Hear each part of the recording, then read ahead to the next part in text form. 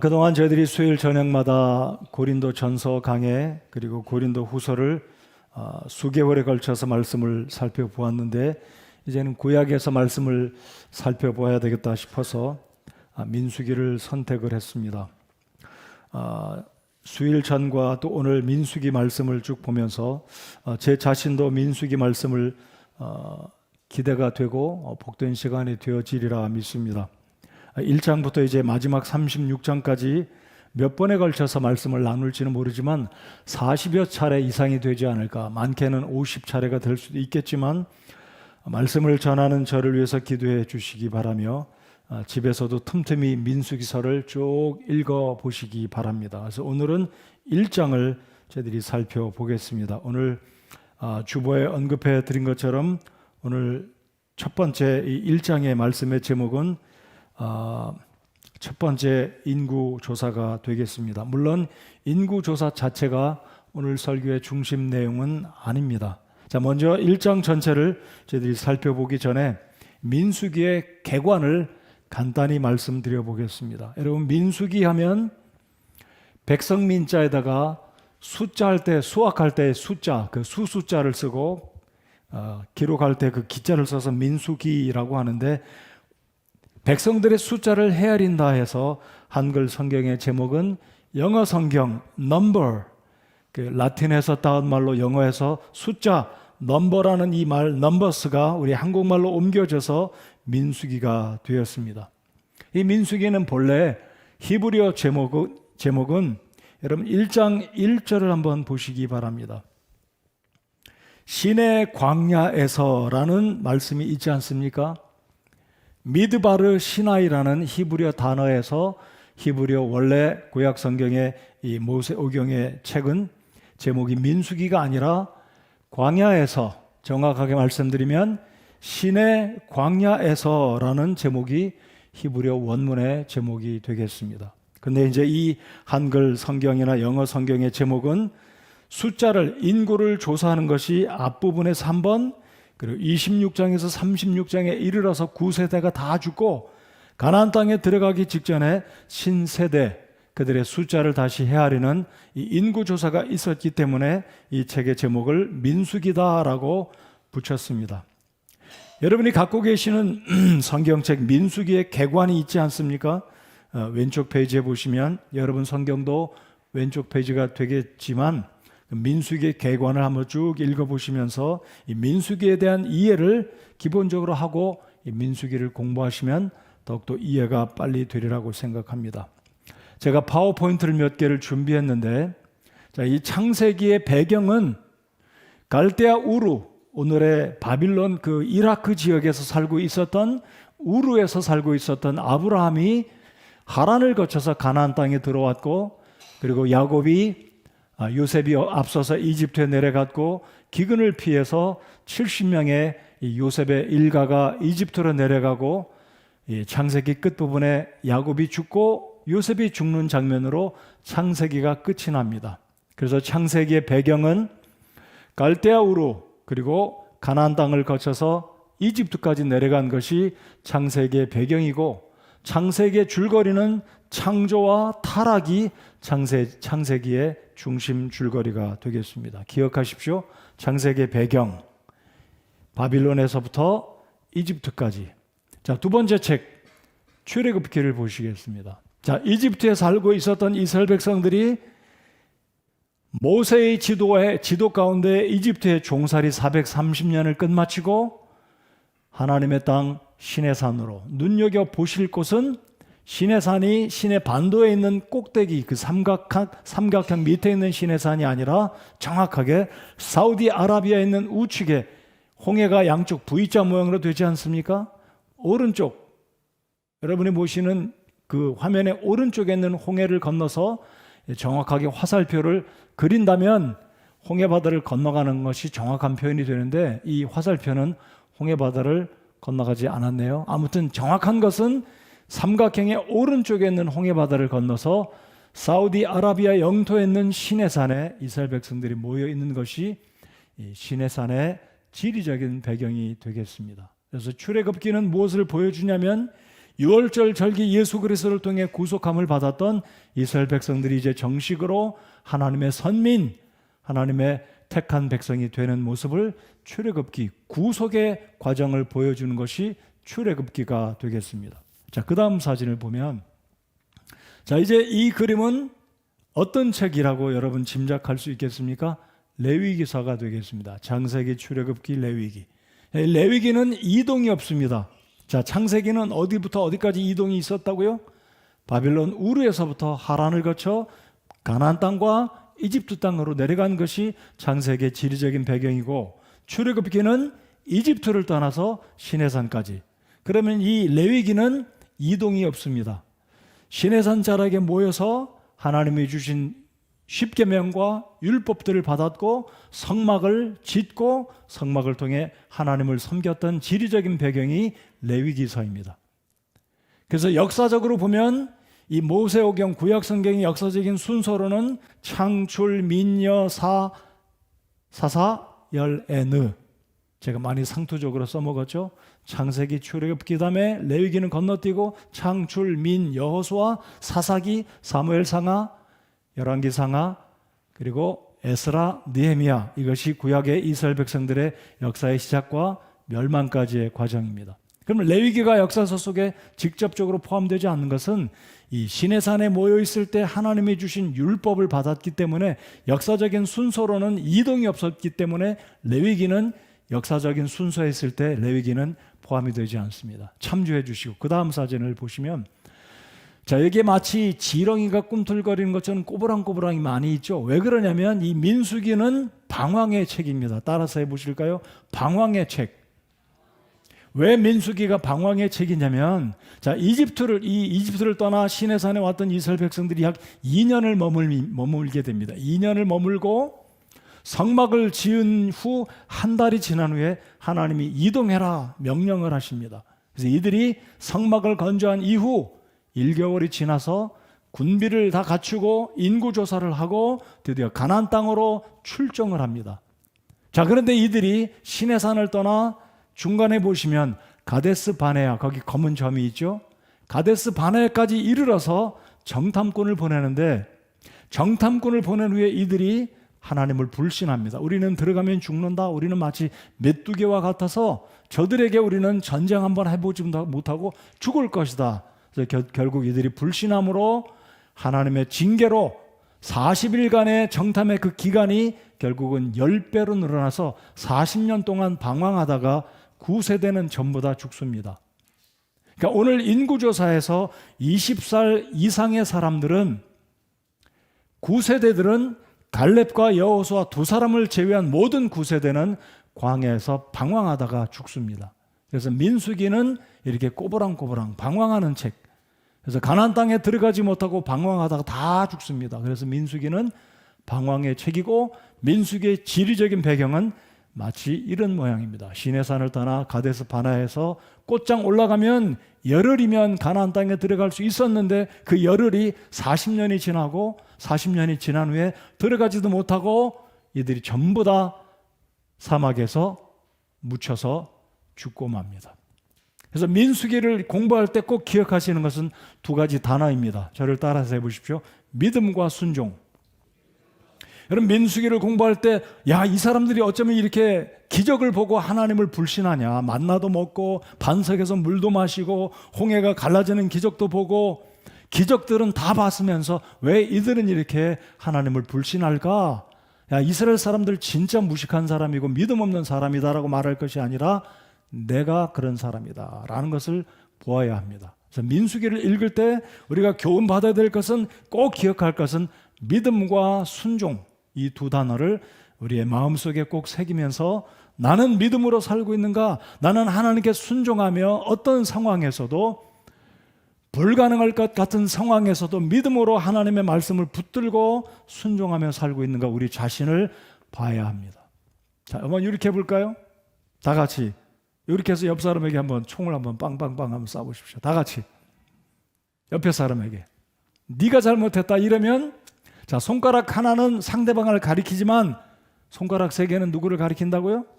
나를 가리키는 거예요. 민수기 볼 때마다 너너너 하지 말고 아이고 내가 잘못했구나, 내가 믿음으로 못 살고 있구나, 이걸 꼭 기억하시면서 민수기 1장부터 36장까지 우리가 살펴봐야 되겠습니다.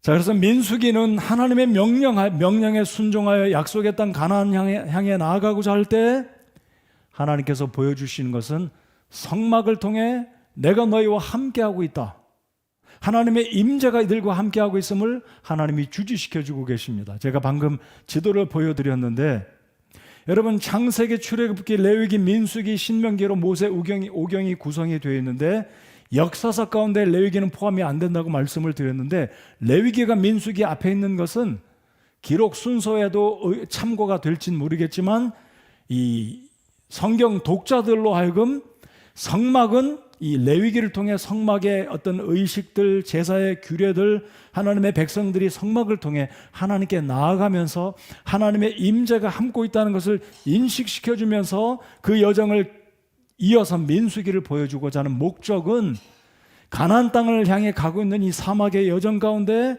하나님이 우리와 함께 하신다는 것을 보여주시기 위해서 민수기서가 레위기의 뒤편에 있다는 것 염두에 두시고 민수기를 한번 읽고 공부할 때마다 우리의 삶 가운데 우리와 동행하고 계시는 하나님, 눈에 보이지 않지만 세상 끝날까지 우리와 함께 하신다는 제 예수님의 그 약속의 말씀을 붙들고 오늘 이 시대도 우리가 살아야 한다는 것을 하나님이 이 민수기 독자들에게, 저와 여러분에게 말씀하고 계신다는 것을 꼭 기억하시기 바랍니다. 자, 민수기는 세 부분으로 크게 나눠 볼 수 있습니다. 1장부터 10장까지, 그리고 11장부터 25장까지, 아니면 10장부터 25장까지, 그리고 26장부터 마지막 36장까지입니다. 그러면 1장부터 10장까지는 이 시내산을 떠나 가데스 바네까지 도착해서 정탐꾼을 보내기까지의 일부, 첫 번째 부분이고요. 그리고 10장 중반절부터 이제 마지막 두 번째 부분이 끝나는 25장까지는 불신으로 말미암아 여호수아와 갈렙을 제외한 9세대가 방황하고 죽는 것이 두 번째 부분입니다. 그리고 세 번째 부분은 이제 26장부터 36장까지 두 번째 인구 조사가 있고, 오늘 1장에서 20세 이하의 사람들은 이제 가나안 땅에 들어가게 되는 그 모습들을, 신세대들을 마지막 세 번째 부분에서 가나안 입성을 준비하는 두 번째 준비 과정으로 인구조사로 민수기서가 끝이 납니다. 자, 오늘 민수기서를 우리가 공부할 때 기억해야 될 두 가지 단어가 있다고 말씀드렸는데, 무엇과 무엇이라고요? 믿음과 순종. 순종과 믿음을 꼭 기억하시고, 자, 민수기를 통해 우리가 예수 그리스도를 발견할 두 가지 단어는 무엇이냐면 만나와 반석의 샘물. 자, 만나와 생수를 꼭 기억하십시오. 민수기에 우리가 교훈받아야 될 두 가지가 있다면 내가 믿음으로 살고 있는가, 내가 순종하며 살고 있는가, 두 가지를 기억하시고, 민수기를 통해 발견해야 되는 그리스도는 무엇과 무엇을 통해서 발견할 수가 있다고요? 만나와 생수. 그러니까 만나는 하늘에서 내려온 빵이다라고 예수님께서 요한복음에 말씀하신 나는 곧 내가 곧 생명의 빵이다. 민수기에서 만나를 통해 우리가 예수님을 발견할 수가 있겠고요. 요한복음 4장에서 예수님이 수가성에 있는 여인에게 생수를 주신 분, 바로 반석에서 생수로 이스라엘 백성들을 공급해 주신 하나님의 그 기적, 모세의 기적이 예수 그리스도를 상징하고 있다라는 것 두 가지를 꼭 기억하시기 바랍니다. 자, 이제 그러면 민수기를 개관을 이 정도로 마치고 이제 1장 1절을 보시기 바랍니다. 자, 1장 1절을 다 같이 한 번 더 읽겠습니다. 시작. 그들이 이집트 땅에서 나온 뒤 둘째 해 둘째 달 첫째 날에 주께서 시내 광야에서 회중의 성막에서 모세에게 말씀하여 이르시되, 자, 민수기 히브리어의 제목은 베미드바르 시나이, 시내 광야에서 라고 민수기의 히브리어 제목이 있다라고 말씀을 드리는데, 이 1장 1절에서 가장 중요한 것은 성막에서 하나님께서 말씀하셨다라는 것입니다. 어디에서 말씀하셨다고요? 성막에서. 자, 1장 1절 하반절 제가 다시 읽습니다. 시내 광야에서 회중의 성막에서 모세에게 말씀하여 이르시되, 누가요? 주께서. 주께서 시내 광야에서 회중의 성막에서 모세에게 말씀하여 이르시되. 자, 그러니까 이 1장 1절은 시간과 장소를 이야기하고 있습니다.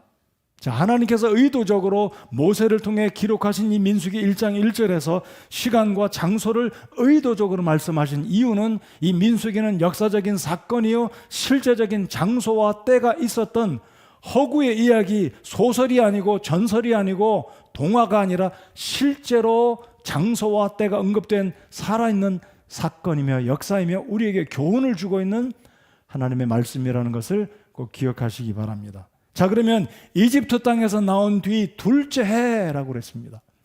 자, 많은 역사학자들이 이스라엘 백성들이 이집트에서 나온 것은 두 가지 연도로 보고 있습니다. 1444년 또는 1446년 2년의 차이가 나는데 어떤 것을 믿든지 그것은 큰 문제가 되지 않습니다.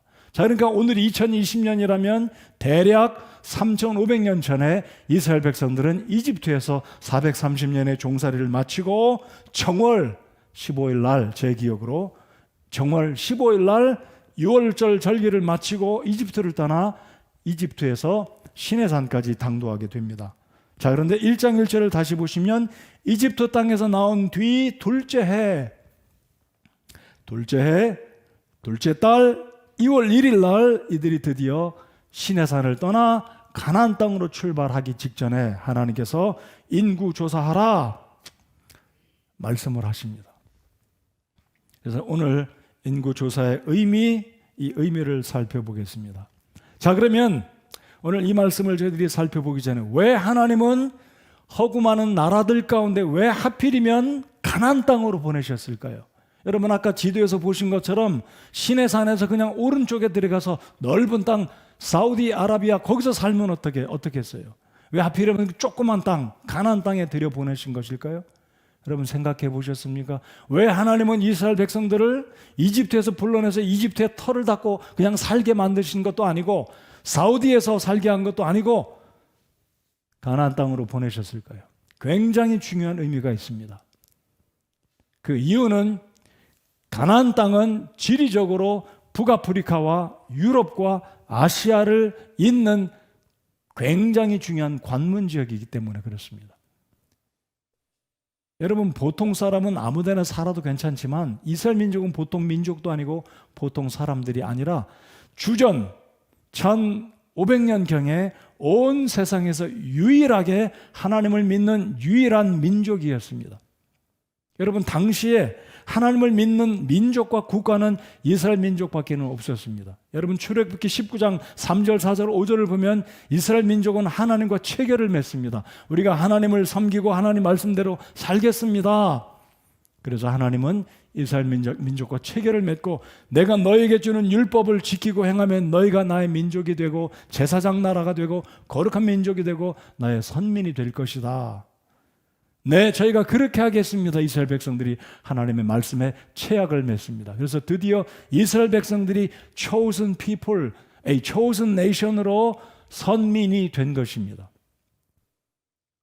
자, 그러면 왜 가나안 땅이었습니까? 그것은 말씀드린 것처럼 이스라엘 민족들로 하여금 유럽과 아프리카와 아시아에 하나님을 믿는 민족으로서 하나님을 증거하고 전파하기 위한 특별한 민족으로 쓰시기 위해서 특별한 장소로 하나님이 보내셨다는 것입니다. 자, 그러므로 우리 그리스도인들이 이 시대에 영향을 끼칠 수 있는 그런 직종의 일, 영향을 끼칠 수 있는 간증이 있는 빛과 소금의 역할을 해야 되는 것은 당연하다는 것입니다. 하나님께서 마치 이스라엘 백성들을 아무 땅에 갖다 보내신 것이 아니라 아주 전략적으로 지리적으로 굉장히 중요한 가나안 땅에 보내신 이유는 바로 그 지역에 지리적으로 말하면 고고학자들이 말하는 비옥한 초생달 지역이라고 하는 그 유브라테스 강과 이 티그리스 강의 그 물줄기가 지나가는 비옥한 땅, 여러분 사우디아라비아 사막 지역이지만 이 비옥한 초생달 지역으로 일컫는 바로 이 가나안 땅에 하나님이 심어두신 이유는 하나님의 이러한 굉장히 깊은 섭리가 있기 때문이라는 걸 기억하시기 바랍니다. 자, 하나님은 드디어 시내산에서 율법을 받았고 드디어 하나님의 임재가 있었던 성막을 가지고 다니는 이 민족들로 하여금 명령을 내리시는데 성막에서부터 주님의 명령이 있었다는 것. 자, 그래서 이스라엘 백성들에게 성막은 굉장히 중요한 의미가 있다는 것입니다. 여러분, 우리의 삶 가운데 하나님의 임재가, 하나님의 동행하심이 있다고 믿으십니까? 여러분, 우리에게 성막은 없습니다. 예배당은 성전도 아니요, 일반 교회들이 말하는 예배당을 성전이다 말하는데 우리는 성전이라고 말하지 않습니다. 오히려 신약적인 개념, 바울 사도가 말한 성전은 우리의 몸이 성전인 줄 믿으시면 아멘 하시기 바랍니다. 우리의 몸이 성전이고 우리 속에 성령님이 임재하시면서 우리에게 감동 주시고 지혜 주시고 교훈을 주시고 계십니다. 그래서 우리가 하나님의 뜻을 알고 하나님의 인도하심을 받으려면 성전된 우리 속에 계시는 성령 하나님의 음성을 듣고 성령 하나님이 말씀을 통해 우리에게 인도하시는 바를 듣고 행동할 때 우리가 하나님의 말씀에 순종하게 될 것입니다. 그래서 하나님은 성막으로부터 말씀을 주고 계셨다라는 것. 그래서 이 말씀을 유의해서 잘 살펴보시기 바랍니다. 자, 하나님은 드디어 이 이스라엘 백성들에게 출발하기 직전에 인구 조사를 명령하셨습니다. 2절에 보시면 너희는 이스라엘 자손 온 회중의 총수를 그들의 가족들과 그들의 조상들의 집에 따라 그들의 이름 수와 함께 모든 남자를 그들의 머릿수대로 계수하라. 자, 근데 이것은 단순히 인구 조사가 아니고 싸움에 나갈 만한 남자들 20세 이상이 몇 명인가, 가나안 땅을 정복하기 위해서 하나님은 이제 병적 조사를 했다는 것이죠. 자, 이것은 하나님의 명령이었습니다. 이 인구 조사의 목적은 이스라엘 백성들이 민족 국가가 되었기 때문에 이들의 군사력이 얼마인지, 이들의 인구가 얼마인지 너희들 스스로 이제 너희의 힘을 만방에 과시하라. 이것이 목적이 아니었습니다. 인구조사의 목적은 하나님께서 가나안 땅에 보내시고자 하는데 너희들과 하나님이 함께 하심으로 가나안 땅을 정복하는데 하나님이 너희의 지도자이고 그 가운데 성막이 하나님의 임재가 있으며 하나님의 명령에 따라 순종하고 나아가는 이스라엘 하나님의 군대를 상기시켜 주시고자 하는 하나님의 의도였다는 것입니다. 여러분, 사무엘기가 끝마치는 사무엘하 24장을 보면 다윗이 그의 노년의 인구조사를 합니다. 그런데 그 인구조사의 결과는 무엇이었습니까? 하나님의 진노를 입고 징계를 받고 온역이 퍼짐으로 사흘 만에 이스라엘 백성들 7만 명이 죽는 참사가 벌어졌습니다. 그러면 다윗이 인구조사한 것과 여기 민수기 1장의 인구조사는 어떤 차이가 있겠습니까? 다윗이 인구조사를 한 것은 인간의 교만함, 다윗이 그 수와 있는 군사력이 얼마인지 자신을 뽐내고 인본적인 힘을 의지하려고 인구조사한 것, 하나님을 배제시킨, 하나님의 능력을 의지하지 않았던 그의 교만함을 하나님이 기뻐하지 않으신 것이었습니다. 그러나 여기 있는 인구조사는 하나님의 성막으로부터 하나님이 친히 명하신 것이고 하나님이 함께 하시고 가나안의 전투를 앞두고 하나님이 지도자로 직접 이들을 이끄시고 하나님이 세우시는 일꾼들을 하나님이 그들에게 상기시켜 주시고자 인구조사를 명하셨다는 것입니다. 참조로 출애굽기 19장 1절을 보면 이스라엘 백성들이 시내산에 당도하였을 때가 아까 말씀드렸듯이 1444년 또는 1446년이라면 이제 이스라엘 백성들은 성막을 봉헌한 지 한 달이 지난 이제 2월 며칠입니까? 자, 이 1장 1절에 보면 둘째 달 첫째 날에 그랬습니다. 자, 그러면 이제 저희들 민수기 10장을 잠깐 열어보시겠습니다. 민수기 10장 1절을 보시면 11절을 보시겠습니다.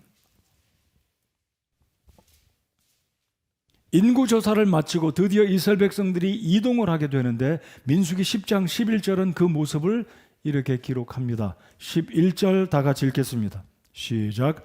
둘째 해 둘째 달 20일에 구름이 증언의 성막에서 떠오르매 이스라엘 자손이 시내 광야에서부터 이동하였고 바란 광야에 구름이 머물렀더라. 드디어 이스라엘 백성들이 인구조사를 마치고 오와열을 구비하고 정비하고 그룹별로 하나님이 정하신 이 12지파가 그룹으로 정확하게 앞에는 어떤 지파가 설 것이고 맨 뒤에는 어떤 지파가 설 것이고 정확하게 질서 있게 이 200만 명에 달하는 엄청난 거기에 가축까지 포함한다면 이 무리는 실로 엄청난 무리일 겁니다. 여러분 한국 역사상 여의도에서 1974년으로 기억하는데 그리스도인들이 집회, 여의도 광장에서 집회했던 것이 아마 한국 역사상 많은 집회로 모이지 않았었을까 생각합니다. 그때 몇만이 모였을까요? 100만 안팎, 여의도 광장을 꽉 채웠던, 그 당시는 5.16 광장이라고 그랬나요? 아무튼 그 정도가 최고인데 200만 명에다가 가축까지 친다면 이 그룹은 엄청난 때를 이루었을 겁니다. 여러분 200만 명이 양떼를 치고 낙타와 송아지와 암소와 염소떼를 거느린다면 이 그룹은 엄청난 그룹이었을 겁니다. 자, 드디어 이때가 언제라고요? 둘째 해, 이집트를 떠난 지 둘째 해, 시내산에 머물렀던 둘째 해가 지나고 2년이 지나고 그 둘째 달 20일에 둘째 해, 둘째 달 20일 드디어 이동이 시작됩니다. 자, 다시 민수기 1장으로 돌아오겠습니다.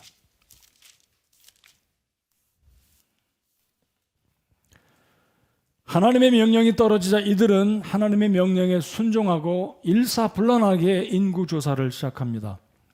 여러분 200만 명의 인구조사를 한다면 시간이 상당히 걸릴 거예요. 근데 이들은 평상시부터 지파대로 성전에 세를 내야 되는 남자들의 숫자, 그 12지파가 나름대로 질서 있게 생활해 왔었기 때문에 인구조사하는데 그렇게 많은 시간이 소요되지는 않았었을 것입니다. 자, 1장에 보면 12지파에 20살이 넘은 이 싸움에 나갈 만한 사람들의 인구가 정확하게 계수가 되었습니다.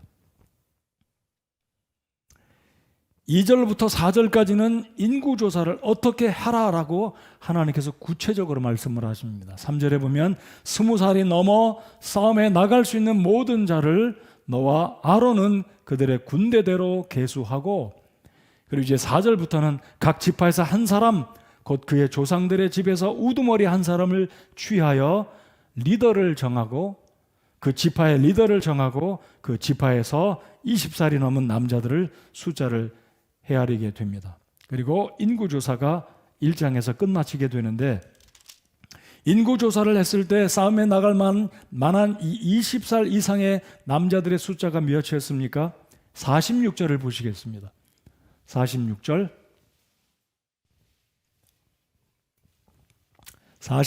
우리 남자 형제들만 읽겠습니다. 시작. 곧 계수된 자가 모두 60만 3,550명이더라. 여러분 200만 가운데 남자가 20살 이상의 싸움에 나갈 만한 자가 60만 대군이라는 것은 엄청난 것입니다. 여러분 한때 한국의 군사들이 60만이라고 그랬잖아요. 60만. 근데 지금은 정확하게 제가 잘 모르겠지만 이 60만이라는 것은 굉장한 맨파워가 아닐 수 없습니다. 드디어 이 이스라엘 백성들은 70명으로 시작했던 이들이 남자 20살 이상 싸움에 나갈 수 있는 군사들만 60만 명이 넘는 엄청난 군사력을 지닌 민족 국가로 발돋움하게 된 것입니다. 자, 이 구절에서 우리가 잊지 말아야 될 것은 무엇이냐면 창세기 15장에 창세기 17장에 그리고 창세기 20장 이후로 하나님께서 계속해서 아브라함과 야곱에게 말씀하신 것이 무엇이냐면 내가 너로 하여금 큰 민족을 이루어 하늘의 별처럼 땅에 있는 모래알처럼 많게 할 것이다. 그 약속이 이루어졌다는 것을 볼 수 있습니다. 제가 지난주에 우주에 대해서 우리 하나님 통치하시는 하나님에 대해서 우주의 별들을 말씀드렸는데 제가 지난주에는 사실 설교 원고에는 있었지만 말씀을 안 드린 부분을 흥미롭게 말씀을 드려보겠습니다. 너의 후손이 하늘의 별처럼 바다에 있는 모래알처럼 많을 것이다라는 이 말을 어떤 과학자가 하늘의 별들이 이렇게 많다면 과연 땅에 있는 모래알은 몇 개일까? 시간도 많은 과학자 같아요.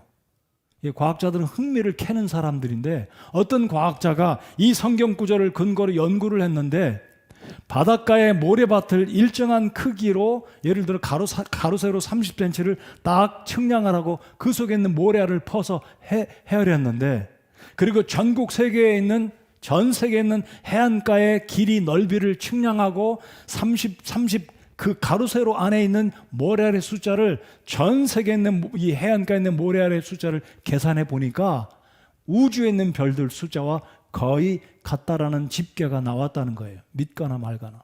근데 저는 그 말을 대략 가능성이 있다라고 믿어요. 웃으시는 분이 계시는데 과학자들이 하나님의 말씀, 이거는 하나님의 말씀이 입증된 건 사실은 아니에요. 그 어떻게 모래알을 진짜로 헤아릴 수 있겠습니까? 그러나 하나님의 말씀에 제가 말씀드리고자 하는 요점은 하나님의 말씀은 거짓됨 없이 이루어진다는 것이 핵심입니다. 믿으십니까? 여러분, 이스라엘 백성들이 70명으로 시작해서 이제 200만 명이 넘는 국가로 변하게 됐다. 이것은 무엇이냐면 하나님의 약속은 신실하다는 사실입니다. 자, 오늘 제가 민수기를 개관을 말씀드리면서 민수기를 우리가 공부할 때 두 가지를 잊지 말아야 되는 두 가지 단어가 무엇과 무엇이라고 말씀드렸습니까? 믿음과 순종입니다. 여러분, 하나님의 말씀은 우리의 삶 가운데 이루어진다는 믿음을 가지고 하나님 말씀 붙들고 순종하는 자에게는 하나님의 복이 임할 줄 믿으시기 바랍니다. 그래서 하나님의 약속은 드디어 이 구절 한 구절을 통해서도 창세기 15장에 하나님께서 아브라함에게 약속하신 그 말씀이 이루어졌다는 사실입니다. 자, 드디어 인구조사가 마치게 되는데, 자, 5절을 보시겠습니다. 자, 하나님께서 인구조사를 구체적으로 명령을 하시면서 5절을 이렇게 말씀하시는데 5절을 다 같이 읽겠습니다. 시작. 너희와 함께 설 사람들의 이름은 이러하니 루벤 지파에서는 스데울의 아들 엘리수리요. 자, 너희와 함께 설 사람들의 이름은 이러하다. 여러분, 이 말씀을 잘 살펴보시기 바랍니다. 지금 남자의 숫자가 60만 명이 넘는데 하나님은 모세에게 말씀하시기를 너희와 함께 설 사람들의 이름이다라고 말씀하십니다. 자, 함께 산다는 의미가 무엇이겠습니까? 모세와 아론 주변에 서 있다는 말입니다. 함께 산다는 말은 그냥 덜러리식으로 산다는 의미가 아니고 이 가나안을 향해 진군하는 이스라엘 백성의 대역사 가운데 모세와 아론을 도울 조력자들을 하나님이 명하셨다는 것입니다. 그러므로 우리 성도 여러분들 잘 이 말씀을 믿음으로 들으시기 바랍니다. 하나님의 사역에 함께 설 사람들이 필요하다는 것입니다. 하나님의 사역자들을 도와서 아론과 훌에 이 여호수아가 나가서 전쟁할 때 아론의 팔이 높이 들리면 여호수아의 장군 이 여호수아가 싸우는 그 군사들이 아말렉을 쳐서 이기게 되는 그 장면을 보시지 않았습니까? 아론의 팔이 피곤하지 않도록 아론과 훌이 이 모세의 팔을 붙들어 받쳐주고 있었습니다. 그래서 여기 이 말씀에도 보면 너희와 함께 설 사람들이다 라고 말하고 있습니다.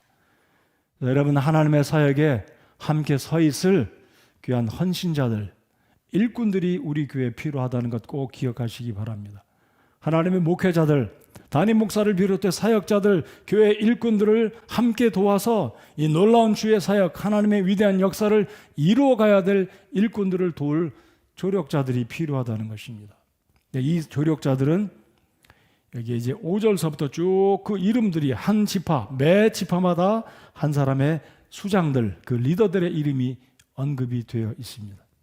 하나님의 종 모세와 아론을 도와서 함께 설 사람들이라는 것 꼭 염두에 두시고, 여러분들은 하나님의 종들과 함께 설 사람인지 아니면 그 사람 그냥 힘들게 하고 걸림돌이 되고 지치게 하고 방해하는 그러한 측면에 서 있는 사람인지, 아니면 힘을 도와서 격려하고 하나님의 교회, 하나님의 사역을 이루어가는데 함께 서고 있는지 여러분 자신들을 돌아보시기 바랍니다.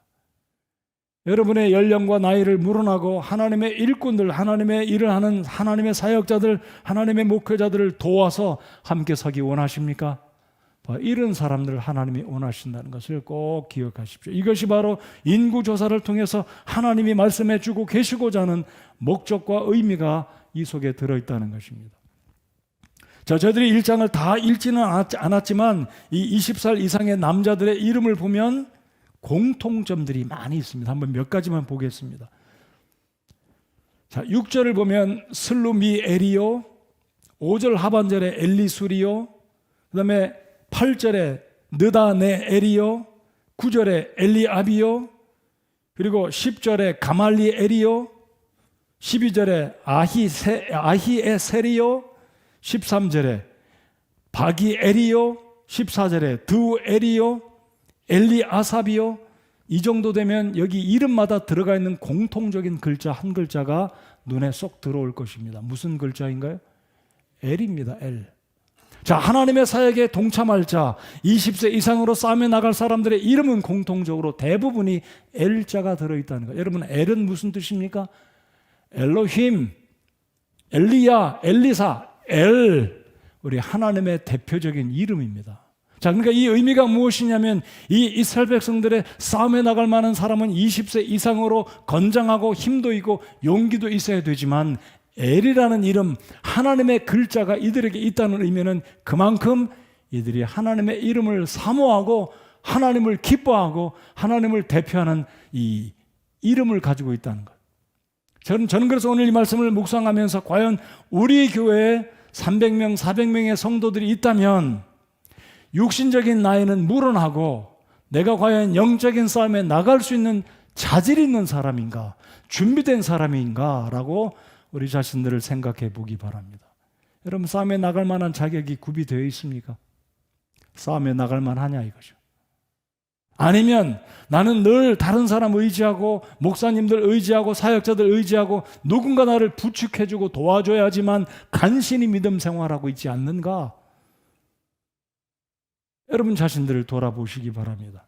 그래서 저희 교회는 영적인 싸움으로, 영적인 싸움에 나갈 만한 자들이 60만 이상이 되는 이스라엘 백성들 가운데, 여러분 200만 명 가운데 60만이라는 것은 몇 퍼센트입니까? 4분의 1이 훨씬 넘는 그 수치 아니겠어요? 우리 교회 4분의 1이라면 얼마 정도가 정말로 헌신된, 언제 어디서든지 복음 전도에 문제가 없고 영혼들을 구령하고 돌봐주고 하나님 앞에 의무를 다하고, 저는 우리 교회 성도들이 정말로 11조 의무를 다하기 바랍니다. 믿음이 좋은 사람이라면 성도의 의무 다 해야 됩니다. 물질적인 의무, 시간적인 의무, 봉사의 의무 다 해야 됩니다. 여러분 그렇게 믿으십니까? 이것이 바로 영적으로 민수기 1장이 우리에게 보여주는 인구조사, 싸움에 나갈 만한 자 20살 이상, 60만 이상. 여러분 우리 교회 300, 400명에서 4분의 1이라고 친다면 적어도 좀 넓게 잡는다면 100명 이상이 정말로 요원과 같은 믿음이 정말 좋은 헌신된 일꾼들이 우리 교회에 있어야 된다는 겁니다. 여러분 하나님 앞에 본분을 다하는 우리 성서침례교회 회원의 의무를 다하시는 여러분 모두가 되시기 바랍니다. 이건 나이와 상관없어요. 직장과 상관없습니다. 성별과 상관없습니다. 내가 하나님 앞에 교회를 섬기는 회원으로서 헌금의 의무, 시간적인 들음의 의무, 수고의 의무를 우리가 다 해야 된다는 것입니다. 여러분 자신들은 싸움에 나갈 만한 자입니까?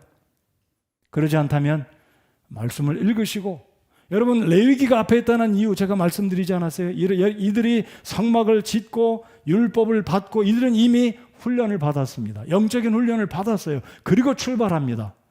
그런데 여러분 보십시오. 민수기를 보면 이들이 얼마나 목이 곧고 하나님 말씀을 불신하고 무섭고 두려워서 우리가 하면 죽는다. 아낙 자손은 우리보다 크기 때문에 우리가 싸우면 우리는 메뚜기 같아서 죽는다. 이미 훈련을 받지 않았어요? 하나님의 기적들을 보지 않았습니까? 율법을 준행했고 성막의 제사 제도를 통해서 이들은 영적인 훈련을 받았고 육신적으로는 20살이 넘었던 싸움에 나갈 만한 자격을 갖춘 사람이었음에도 불구하고 이들은 다 불신 때문에 죽었습니다. 여러분 과연 우리는 하나님 앞에 영적으로 싸움에 나갈 만한 자들인지, 성서침례교회 집사로, 사역자로, 교사로 오랜 세월 동안 우리 교회를 섬겨왔는데 정말로 하나님 앞에서 우리가 싸움에 나갈 만한 자질이 있는지, 영적으로는 자질이 있는지 우리 자신들을 돌아보는 우리가 되어야 할 것입니다.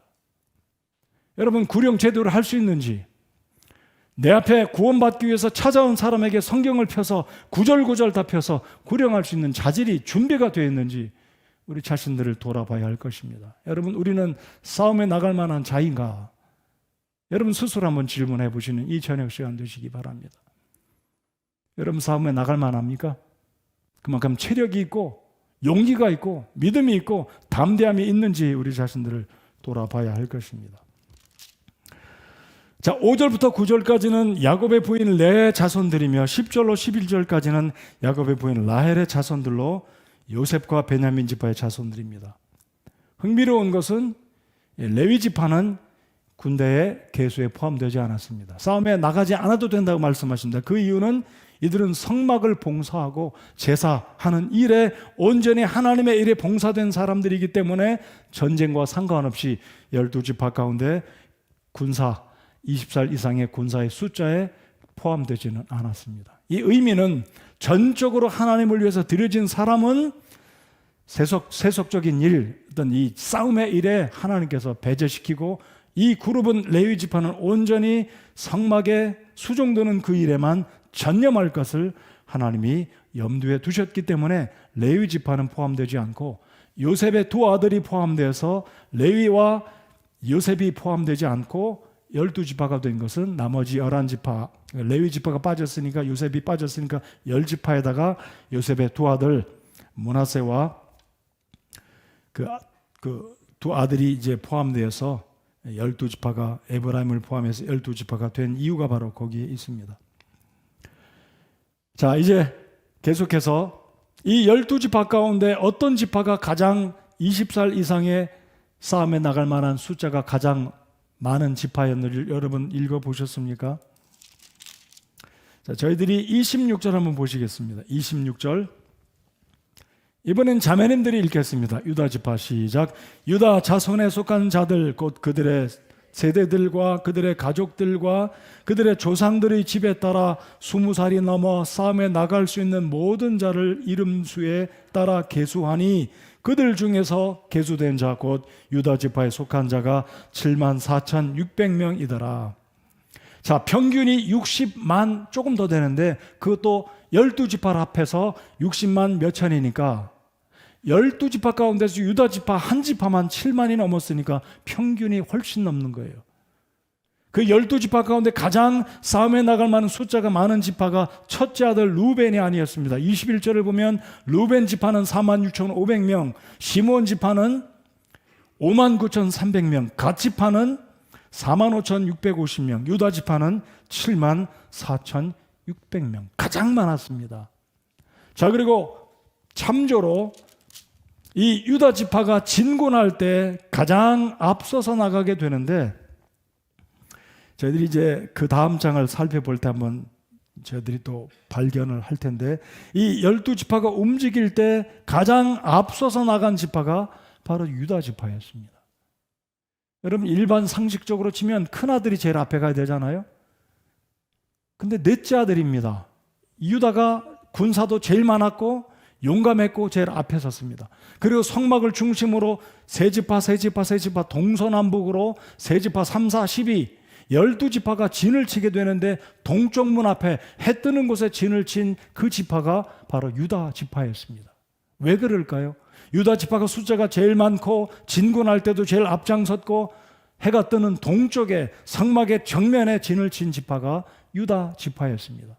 이 이유는 창세기 마지막 장에 48장 49장 끝부분에 보면 이 야곱이 죽기 전에 12아들들을 축복하는 야곱의 축복 기도가 나오는데 그 축복 기도에 보면 유다가 첫째가 될 것이다, 유다가 리더가 될 것이라는 예언을 합니다. 그 예언은 야곱의 개인의 유언이 아니라 하나님으로부터 말미암은 유언이다라고 믿는데, 왜냐하면 유다는 바로 예수 그리스도가 오실 지파이기 때문에 리더 지파가 바로 유다 지파였고, 남종 숫자가 가장 많았고 가장 앞서서 이 무리를 이끌어갔다는 것입니다. 그러므로 우리의 삶을 이끌어갈 분은 예수 그리스도가 되어야 한다는 것이고, 교회의 머리는 사람이 아니라 예수 그리스도가 우리 교회의 머리됨을 이 말씀이 상징적으로 보여주고 있다는 것입니다.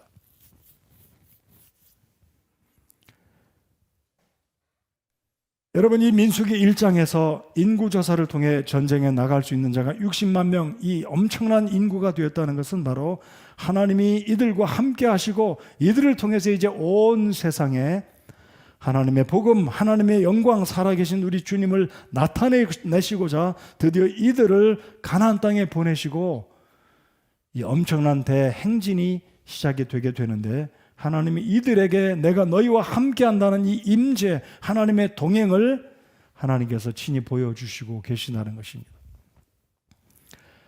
자, 이제 마지막 장 1장 54절을 보시겠습니다. 자, 54절 다 같이 한 번 더 읽겠습니다. 시작. 이스라엘 자손이 그대로 행하되 주께서 모세에게 명령하신 모든 것에 따라 행하였더라. 이스라엘 자손이 그대로 행하되, 자, 하나님께서 시키는 그대로 이들은 타협하거나 불평하거나 원망하거나 변개시키지 않고 주님이 명령하신 그대로 인구조사하고 어떻게 이동할 것이고 깃발을 들고, 다음 주에는 저희들이 깃발에 대한 말씀 1장 52절에 깃발에 대한 언급이 나오고 2장에 가면 또 깃발의 언급이 나옵니다. 자, 2장 3절을 다 같이 한번 읽어보겠습니다. 2장 3절. 다음 주에 오실 때는 민수기를 읽어보시겠지만 2장을 꼭 읽어보시고 묵상해 오시기 바랍니다. 2장 3절 다 같이 읽겠습니다. 시작. 해 뜨는 쪽으로 동쪽 편에는 유다 진영의 군기에 속한 자들이 그들의 군대대로 진을 칠지니라. 유다 자손의 대장은 암미나답의 아들 나손이요. 유다 지파가 해 뜨는 동쪽에서 제일 먼저 해가 뜨는 것을 바라보고 하루를 시작하며 이스라엘 민족의 리더 그룹으로 이동을 시작하게 됩니다. 자, 2장 2절을 제가 한번 읽어보겠습니다. 이스라엘 자손에 속한 각 사람은 자기들의 아버지 집의 기와 함께 자기 군기 옆에 진을 치되 깃발, 다음 주에 오실 때는 깃발이 무엇을 의미하는지, 나는 어떤 깃발을 쫓아가는가, 나는 어떤 깃발을 달고 가는 사람인가 묵상하시고 오시기 바랍니다. 그 깃발은 그 사람의 정체성을 이야기합니다. 누구를 따라가는가 하는 것은 어디에 목적지에 도착할 것인가를 깃발은 의미합니다. 여러분, 북경이나 이 중국에 가보시면 한국 관광 잘못하면 이게 발음이 이상해서 좀 이상한 발음이 될 것 같은데, 관광을 할 때 보면 깃발 드는 가이드가 있어요. 그럼 깃발만 따라가요. 왜냐면 사람이 하도 많다 보면 막 길을 잃거나 다른 그룹 따라가기 쉬워요.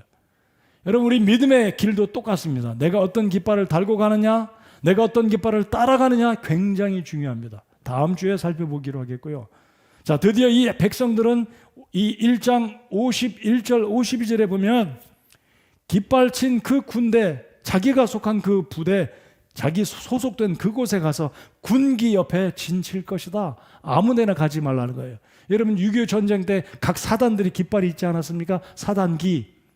저는 군부대 52사단에서 근무를 했는데 52자가 딱 있고 뭐 이렇게 저희 사단 마크가 52사단이 있는데, 이스라엘 백성도 자기가 속한 군기가 있었어요. 아무 데나 가서 잠자면 안 돼요. 자기 소속된 곳에 가서. 그래서 영적인 의미가 들어있다는 것. 아주 그래서 민수기가 재미있습니다. 저도 민수기를 이렇게 준비하면서 기대가 되고, 우리 하나님의 이런 깊은 뜻이 이 민수기를 통해 우리에게 교훈하시는구나, 기대가 되고 하나님의 교훈이 참 재미있고 우리에게 복이 됩니다. 자, 54절. 이스라엘 자손이 그대로 행하되 주께서 모세에게 명령하신 모든 것에 따라 행하였더라.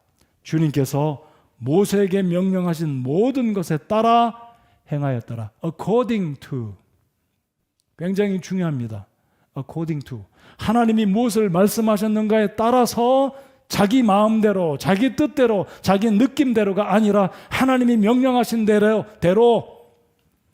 이것이 우리 모든 싸움에 나갈 만한 자의 자격이고 조건이 되어야 한다는 것입니다. 그래서 하나님이 명하신 대로, 내가 원하는 대로가 아니라, 내 감정대로가 아니라 하나님이 명하는 대로, 하나님의 종들이 시키는 대로 순종할 때 하나님께서 우리를 복 주신다는 사실입니다.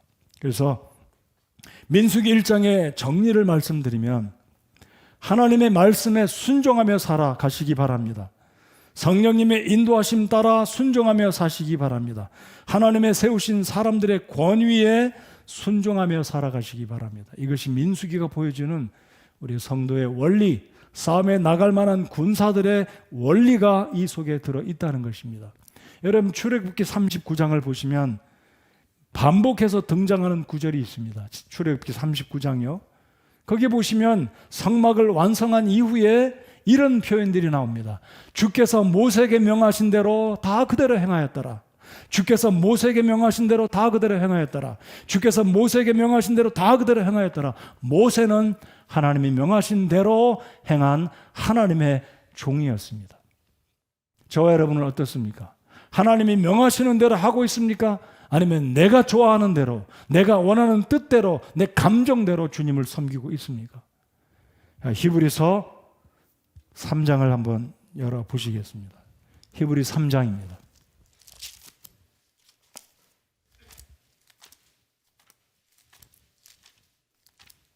히브리 3장 5절입니다.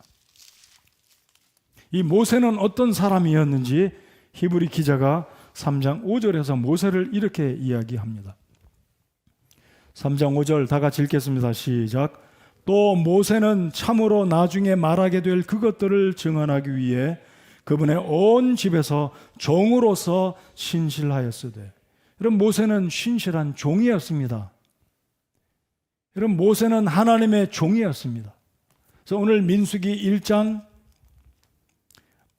5절에 보면 너희와 함께 설 사람들의 이름은 이러하니 12지파의 60만 이상의 12명의 그 12지파의 그룹을 대표하는 리더들이 12명의 이름들이 언급되어 있습니다. 그 리더들은 무엇을 위해서 뽑힌 사람들이라고요? 모세를 돕기 위해서입니다. 제가 담임 목사로서 이런 말하기가 좀 뭐로 표현할까요? 담임 목사에게 순종하는 성도가 되시기 바랍니다. 우리 집사님들, 사역자들에게 순종하는 것이 하나님의 뜻입니다. 그것이 바로 민수기가 보여주고 있다는 것입니다. 너희와 함께 설 자를 뽑으라고 말씀하셨어요. 여러분, 하나님의 사역은 담임 목사를 지원할 때 그 교회가 산으로 가든 강으로 가든 바다로 가든 한쪽 방향으로 갑니다. 근데 여기저기서 담임 목사 사역자들을 반대하고 힘들게 하면 교회는 어렵습니다. 저도 완벽한 사람이 아니잖아요. 이곳에 어떤 담임 목사가 서든지 담임 목사가 세워지면 그 사람과 함께 서야 되는 것이 하나님의 원리, 바로 이 민수기가 보여주고 있는 하나님의 교훈이라는 것입니다. 또한 모세는 어떤 사람이라고 마지막 절 1장 마지막 절에 뭐라고 말씀합니까? 하나님께서 모세에게 무엇을 명령하셨든지 모세는 하나님의 명령에 순종했습니다. 저 또한 하나님 말씀에 순종하는 사람이 되게 해달라고 여러분 기도해 주시기 바라고, 하나님의 사역자들 곁에 서 있는 여러분들 되시기 바랍니다. 그것이 하나님의 원리이고 그것이 하나님이 복 주시는 굉장히 중요한 믿음과 순종의 철저한 성경적인 원리라는 것을 꼭 기억하십시오. 자, 말씀의 결론입니다. 민수기 1장의 결론은 하나님의 모든 말씀에 순종하십시오. 두 번째, 이들에게 성막이 있었듯이 하나님의 성령의 인도하심 가운데 순종하면서 사는 성도 여러분들 되시기 바랍니다. 셋째, 하나님이 세우신 하나님의 종들의 권위에 순종하고 따라갈 때 하나님이 기뻐하시고 여러분들 복 주실 것을 믿고 하나님의 일을 감당하는 영적인 싸움에 나갈 만한 사람들이 되시기 바랍니다. 기도하겠습니다.